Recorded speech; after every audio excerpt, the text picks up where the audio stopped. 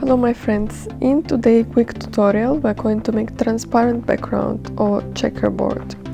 I will show to you in the end of the video some tips to elevate your work, so stay until the end and let's get started.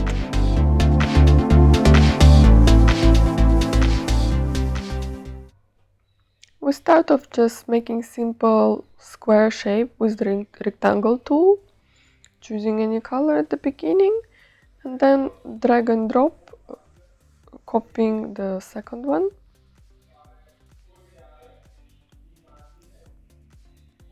And 4 more. So we created a square out of 4 squares, basically. Now choose 2 diagonal shapes, one in front of each other, and change the color. Then I have to choose a little bit darker color for another one. That's going to be our base for the checkerboard. The next one, we group these shapes.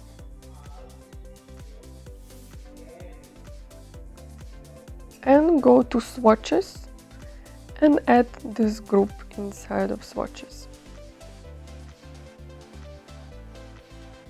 Now we move it aside, creating another square or any shape you want. Click on swatches and now you have your checkerboard. This is the easy part, but then to adjust the size of your checkerboard you should select all of your squares and then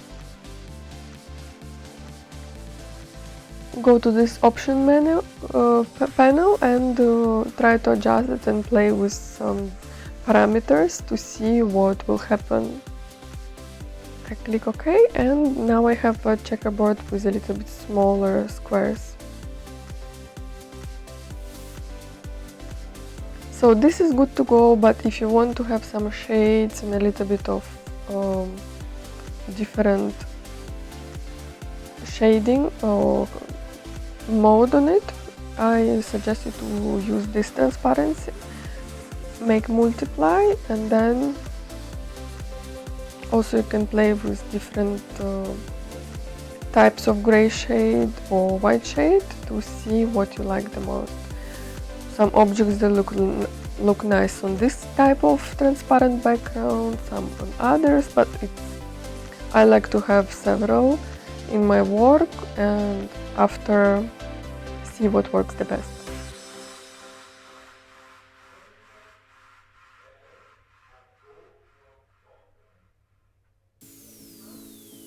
So you can use another shading mode and make this transparency so it looks lighter. Basically now I will make 2 checkerboards, 2 different checkerboards using the same swatch panel, making a little bit, adjusting the size of my checkers smaller because this one is too big. And just see which modes I can choose with blending, which blending modes I can make.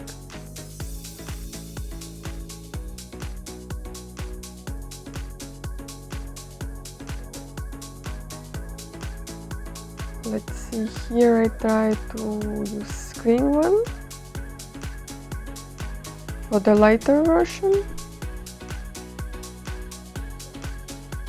This is how it looks. And for some darker effects, or maybe for some light or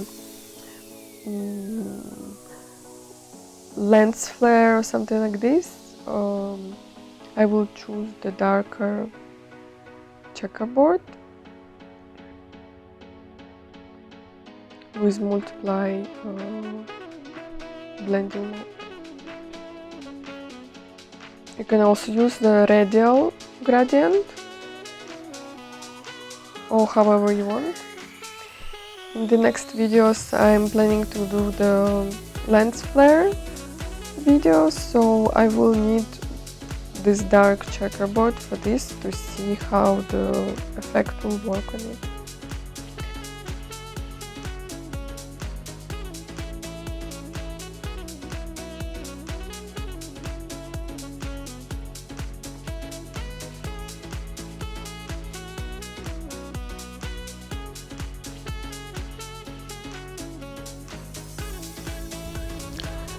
So here it is, a checkerboard is done, and I hope this video was useful for you.